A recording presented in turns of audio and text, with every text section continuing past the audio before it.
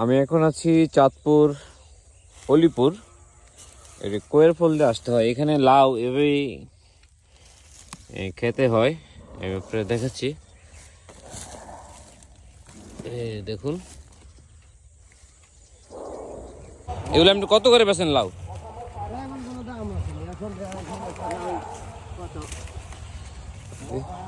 এটা এটা 25 টাকা না?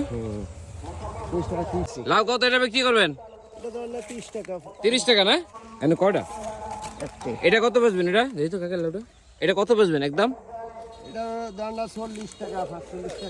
দেখছেন কত বড় লাউ, 30 টাকা, 30-40 টাকা বিক্রি হয় এখান থেকে। কাকা এটা কি জিনিস? এটা এটা বীজ লাউ না?